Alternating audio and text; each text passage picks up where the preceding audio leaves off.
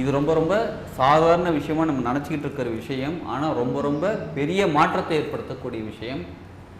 வீட்டில் செப்பல் ஸ்டாண்ட் எங்கே இருக்கணும்? என்னது அப்படிலாம் முடியாதுங்க. ஸ்கூல் பசங்க சொன்னால் கேட்குறாங்க, குழந்தைங்க நேராக வராங்க, டமால் டமால், இப்படி ஒரு உதறல் இப்படி ஒரு உதறல், ஒரு செப்பல் அந்த பக்கம் ஒரு செப்பல் இந்த பக்கம் போய் அப்படி இப்படி விழுது. சிலர் வீட்டில் சப்போஸ் ரைட் ஹேண்ட்ஸ் எல்லாம் வைக்க முடியல, கிரில் கேட் இப்படி தான் ஓப்பன் பண்ணோம், அங்கே டிஸ்டர்பன்ஸாக இருக்குது, பக்கத்தில் செப்பலில் போய் இவ்வளோ விஷயம் சொல்கிறீங்களேன்னு கேட்குறேன். ஆமாங்க, செப்பலில் இவ்வளோ விஷயம் இருக்குது, எல்லாமே நம்ம மனநிலையே அங்கே வெளிப்படுத்திக்கிட்டு இருக்குது. வாழ்க வளமுடன். Healing hand education healing centre தங்கள் அன்புடன் வரவேற்கிறது. நம்ம வாழ்க்கை முன்னேறதுக்கு நிறைய விஷயம் நம்ம செஞ்சுக்கிட்டு இருக்கோம். இது ரொம்ப ரொம்ப சாதாரண விஷயமா நம்ம நினச்சிக்கிட்டு இருக்கிற விஷயம். ஆனால் ரொம்ப ரொம்ப பெரிய மாற்றத்தை ஏற்படுத்தக்கூடிய விஷயம். வீட்டில் செப்பல் ஸ்டாண்ட் எங்கே இருக்கணும்? என்னது? ஆமாங்க, செருப்பு ஸ்டாண்டு தான். செருப்பு வைக்கிறோம் பாருங்கள், அது கட்டி வைக்கிறது தானே. என்னங்க இதுக்கெல்லாமா ஒரு வீடியோவான்னு கேட்குறீங்களா? நிச்சயமாக. ஒரு செப்பல் எப்படி இருக்கணும், ஒரு செப்பல் ஸ்டாண்ட் எப்படி இருக்கணும், எந்த பக்கம் இருந்தால் வீட்டுக்கு நல்லது, நமக்கு நல்லதுன்னா நிறைய விஷயம் இது அடங்கியிருக்கு. இதை பற்றி தான் இந்த வீடியோவில் முழுசாக தெரிஞ்சுக்க போகிறோம். வாங்க பார்க்கலாம். அதுக்கு முன்னாடி ஒரு சின்ன முக்கியமான விஷயம். வர மார்ச் 30ஆம் தேதி தாந்திரிக பரிகாரம்னு ஒரு பயிற்சி வகுப்பு இருக்குது. இந்த பயிற்சி வகுப்பில் நமக்கு என்ன வேணுன்றதை தெரிஞ்சுக்கிட்டு, நம்ம மேலே கண்ணுப்பட்டுருக்கு ஏதோ ஒரு விஷயம் இருக்குது, நமக்கு தேவையான விஷயங்கள் எப்படி அடையிறதுன்னு தெரிஞ்சுக்கிட்டு, அதற்கான முறைகள் தாந்திரிக முறையில் எப்படி நம்ம சரி செஞ்சுக்கிறதுன்னு தெரிஞ்சுக்க போகிறோம். இந்த தாந்திரிக பரிகாரம் பற்றிய டீட்டெயில் வீடியோ வந்து டிஸ்கிரிப்ஷனில் இருக்க லிங்க், அதை கிளிக் பண்ணி பாருங்கள். இல்லைனா இந்த வீடியோவில் வரக்கூடிய மொபைல் நம்பர் காண்டாக்ட் பண்ணுங்கள், உங்களுக்கு டீட்டெயில்ஸ் சொல்லுங்க, அந்த கோர்ஸ் ஜாயின் பண்ணுங்கள். ரொம்ப அருமையாக இருக்கும், ரொம்ப நல்லது அது உங்களுக்கு. சரி, இப்போ வீட்டில் செப்பல் ஸ்டாண்ட் எங்கே இருக்கணும்? வீட்டில் நம்ம நார்மலாக என்ட்ரன்ஸ் இருக்குது பாருங்கள், வீடு என்ட்ரன்ஸு, அது நிலவாசல் கிட்ட ரைட் ஹேண்ட் சைடில் இருந்தால் ரொம்ப சிறப்பு. அந்த ஸ்டாண்ட் இரும்பில் இருக்கிறது ரொம்ப ரொம்ப சிறப்பு. இரும்பில் அந்த ஸ்டீல் வச்சுருப்பாங்க, அதாவது ராடு ஒன்று வச்சுருப்பாங்க, கீழே ராடாக இருக்கும். அதுக்கு என்ன தெரியுமா பண்ணுங்க, ஒரு சின்ன ஐடியா தாங்க. ஒரு அட்டை இருக்குது பாருங்கள், ஒரு காட்டன் அட்டை பாக்ஸ்லேருந்து அட்டை, அந்த அட்டையை எடுத்து மேலே வச்சுருங்க. என்ன ரீசன் தெரியுங்களா? இப்போ மேலே ஒரு செப்பல் வைக்கிறோம், நம்ம காலில் ரோட்லலாம் போயிட்டு வரோம், காலில் போட்டு ரோட்டில் போயிட்டு வரோம், அது மண் இருக்குது, அதை எடுத்து மேலே வைக்கும்போது, அந்த செப்பலுக்கு மேலே வைக்கும்போது அதுலேருந்து மண் அது கீழே இருக்கக்கூடிய செப்பல் மேலே போடும். ஸோ அந்த மாதிரி இல்லாமல் இருக்கிறதுக்கு என்ன பண்ணுங்கள், ஒரு அட்டை மாதிரி வச்சுக்கோங்க. நம்ம அடுத்தது கேட்போம், உட்டன்லேயே வச்சுக்கலாமே, கம்ப்ரஸ்ட் வுட்டெலாம் நிறைய செப்பல் ஸ்டாண்டு வந்திருக்கு, அந்த மாதிரி உட்டனில் வச்சாலே ஃபுல்லாகவே கவர் ஆகிடுமே, அது மாதிரி படாதே. சரி, ஓகே, வச்சுக்கலாம். ஆனால் இரும்பில் வைக்கிறது ரொம்ப ரொம்ப சிறப்பு. சரி, இப்போ எந்த பக்கம் இருக்கணும்? நம்ம ரைட் ஹேண்ட் சைடு நிலவாசலில். சிலர் வீட்டில் எப்படி தெரியுமா இருக்குது, ஃப்ளாட் சிஸ்டமில் போனோம்னா நிலவாசப்படி இருக்குது, அந்த நிலவாசப்படியை ஒட்டியே செருப்பு ஸ்டாண்ட்லாம் வச்சுருக்காங்க. அந்த மாதிரி நிலவாசல் ஒட்டி வைக்கக்கூடாது. அட்லீஸ்ட் ஒரு அடியாவது டிஸ்டன்ஸ் இருக்கணும்.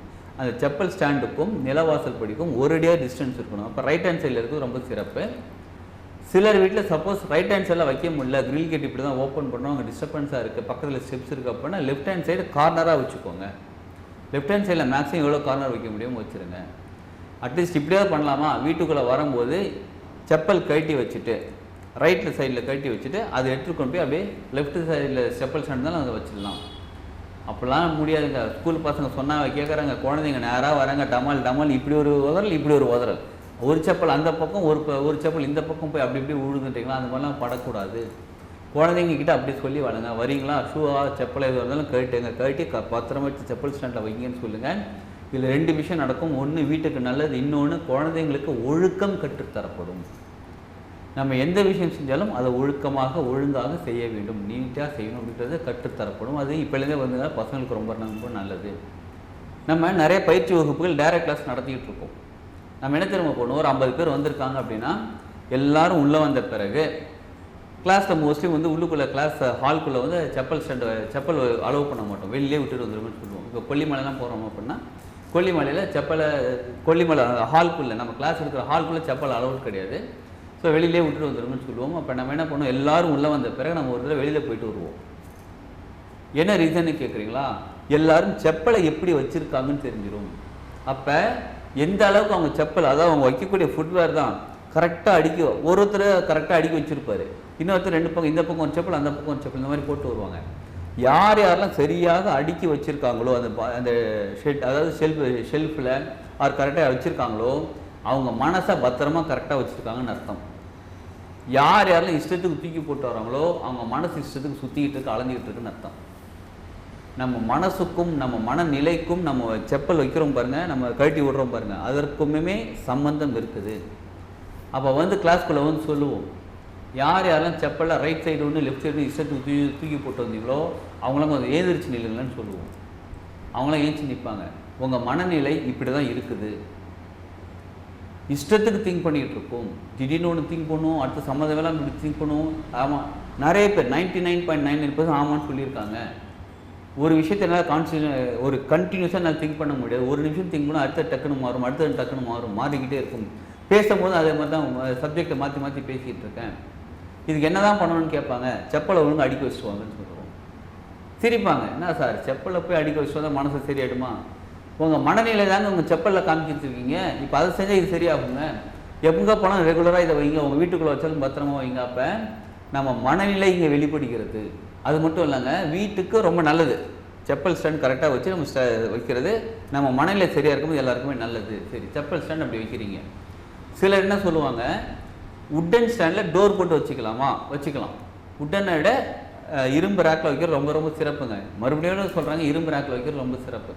உட்டனில் வச்சு நான் டோர் போட்டு கூட வச்சுக்கலாம். சிலர் கல்லிலே கட்டி வச்சுருப்பாங்க. கல்லில் கட்டி வச்சுட்டு அதில் டோர் கூட போட்டு வச்சுருப்பாங்க. அதுவும் ஓகே தான். ஏற்கனவே கல்லில் கட்டி வச்சுருந்தாலும் ஓகே தான். ஸோ ஆக மொத்தத்தில் செப்பல் ஸ்டாண்டு பத்திரமா நல்லபடியாக இருக்கணும். பசங்களுக்கு நீங்கள் கரெக்டாக சொல்லிக் கொடுங்க. நீங்களே முதல்ல செய்யுங்க. வீட்டுக்குள்ளே வரீங்கன்னா செப்பல் கட்டி பத்திரமா அந்த ஸ்டாண்டில் வச்சுட்டு வாங்க. சிலர் எப்படி தெரியுங்களா, கோயிலுக்கு போவாங்க, நல்ல காஸ்ட்லியான செப்பலாக வாங்கியிருப்பாங்க. ஒரு 500 ரூபா, 1000 ரூபா, 2000 ரூபா, 3000 ரூபாய்க்கு ஒரு செப்பல் வாங்கியிருப்பாங்க. வாங்கிட்டு கோயிலுக்குள்ளே போயிட்டு இப்படியே பார்த்துக்கிட்டே தான் கோயிலில் யாராவது எடுக்கிறாங்களா? ஒரு படத்தில் கூட வடிவேலு பொண்ணு இருப்பாங்க. திரும்பி திரும்பி பார்த்துக்கிட்டே ஒருவர் பா கடவுளே நல்லபடியாக காப்பாற்றுன்னு சொல்லி திரும்பி பார்த்து செப்பல் காணும். கோயிலுக்கு எதுக்கு போகிறோம்? இறைவனை கும்பிடணும், ஒரு அருள் கிடைக்கணும்னு கோயிலுக்கு போகிறோம். அங்கே உள்ளே போகும்போதே நம்ம செப்பலை திங்க் பண்ணிக்கிட்டே போனால் என்ன ஆகும்? மனசை வெளியில் வச்சுட்டு மனசையும் கட்டி வெளியில் வச்சுக்கணும்னு அர்த்தம். அப்போ நம்ம உடம்பு மட்டும் போயிட்டு வருது. அது எதுக்கு கோயில் போகணும்? அப்போ நீங்கள் எவ்வளோ காஸ்ட்லியாக வாங்கினாலும் பரவாயில்ல, பத்திரமா இருக்குன்ற நம்பிக்கையோடு போயிட்டு கோயில் போயிட்டு வாங்க. சிலர் எப்படி தெரியுங்களா, கோயிலில் வைக்கிறாங்க, சில டெக்னிக்லாம் வேறு ஃபாலோ பண்ணுவாங்க. புது செப்பல்லாம் வாங்கியிருந்தாங்கன்னா அந்த பக்கம் லெஃப்ட் பக்கம் ஒன்று, அந்த காரில் ரைட் பக்கம் ஒன்று செப்பல் வச்சுருவோம். ஏன்னா யாரும் வந்து திருடிட்டு போயிடக்கூடாது. அப்படிப்பட்ட செப்பலே காணப்படும். வந்து புலம்புவாங்க, ஏய் எவன்டா அவன் இப்படி போய் என்ன திருடிதான். புலம்பாதீங்க. கோயிலுக்கு போயிருக்கீங்க, புண்ணிய ஸ்தலத்துக்கு போயிருக்கீங்க, உங்கள் செப்பல் காணா போச்சுன்னா புலம்பாதீங்க. எப்பாடா என் கர்மாவை கிளியர் பண்ணிட்டப்பா, முருகா எந்த கோயில் போகிறீங்களோ, பா வெங்கடாச்சலபதி எந்த கோயில் போனாலும் சரி, சிவனே யாராக இருந்தாலும் சரி, என்னோட கர்மாவை கிளியர் பண்ணி ரொம்ப நல்லதுப்பான்னு ரொம்ப நேரம்லாம் தேட வேணாம். அங்கே இருக்குது இங்கே இருக்குது இல்லை, இதே பார்க்குறோம், நம்ம செப்பல் இல்லை, பக்கத்தில் இங்கே இருக்கா இல்லை, சரி நம்ம போட்டு கிளம்பி வந்துட்டோம், புது செப்பல் வாங்கிக்கோங்க. கர்மா கிளியர் ஆகிடுச்சின்னு சந்தோஷப்படுங்க. உங்களுக்கு என்னங்க தெரியும், நான் வாங்கின 4500 ரூபா கொடுத்து செப்பல் வாங்கினேன், கரெக்டாக தான், இன்னொரு 4000 ரூபா கொடுத்து வாங்கிக்கலாம், அவ்வளோதான், பெரிய விஷயம் ஒன்றும் இல்லையே.